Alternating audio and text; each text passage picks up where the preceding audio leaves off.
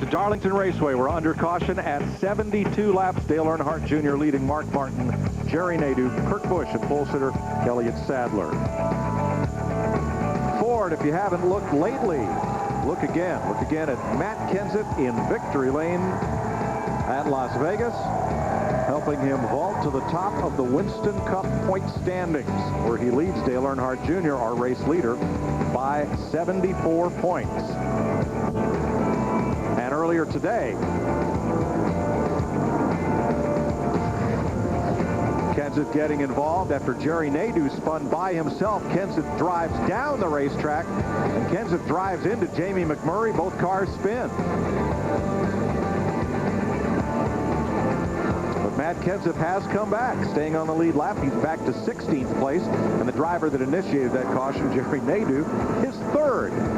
What an up-and-down day at Darlington. Nadeau's doing a good job, though. He's been right up there at the front ever since the start of the race, even with the spin. So, boy, I tell you what, one thing about this joint, though, Mike, you better come here with your work clothes on. Yeah. It's a day's work right here, buddy. Driver, crew, the whole crowd. Because the crews are busy patching up the cars.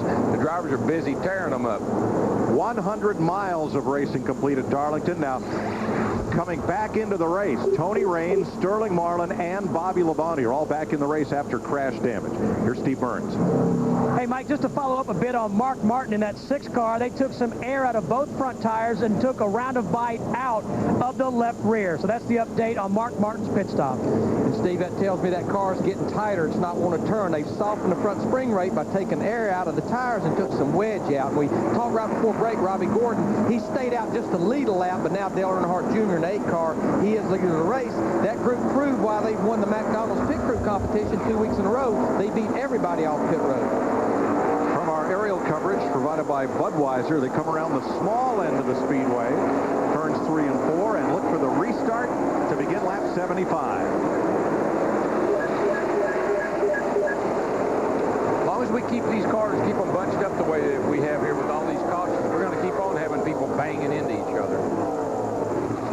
Like we talked about 100 miles in the books. There's really only 2 cars officially out of the race. Jeff Burton, of course, with the engine failure, and Todd Bodine in the 54 car.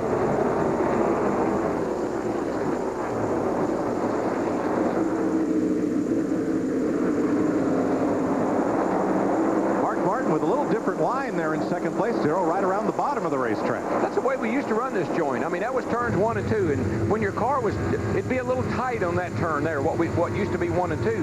When you got the car good on that end, then you go down here to turns 3 and 4, you'd be a little bit loose. So this racetrack is very difficult. It's always a compromise.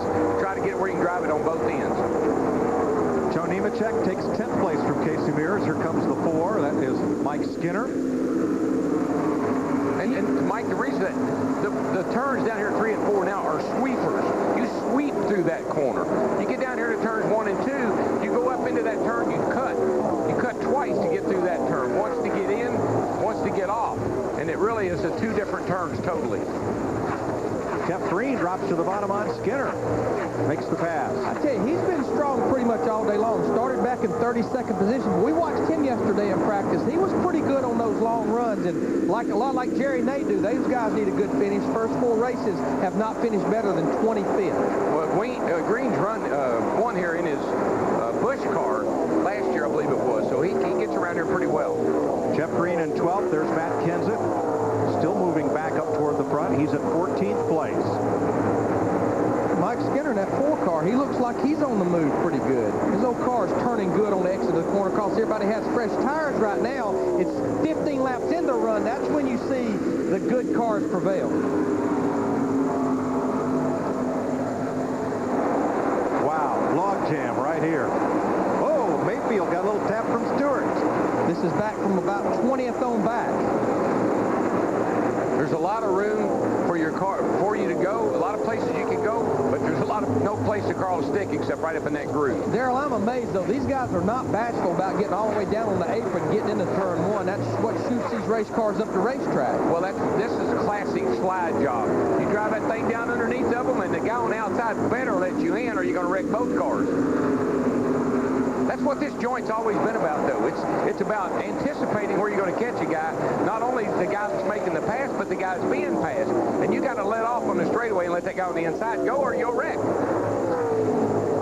watch Tony Stewart's orange Chevrolet, Home Depot Chevy right here. Now he's got a little bit of a run. The 19 car gets loose.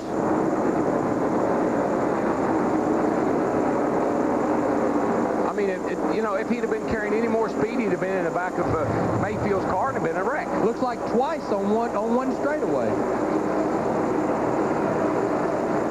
Dale Earnhardt Jr. a second and a half up on Mark Martin. Jerry Nadeau is third. Kurt Busch is fourth. Pole sitter Elliott Sadler running in fifth, just ahead of Dave Blaney. This place, you don't do anything for the first 300 miles except stay out of trouble. Keep the fenders on the car, stay out of trouble, don't get in the wall, don't get run over, then you go racing the last 100 miles.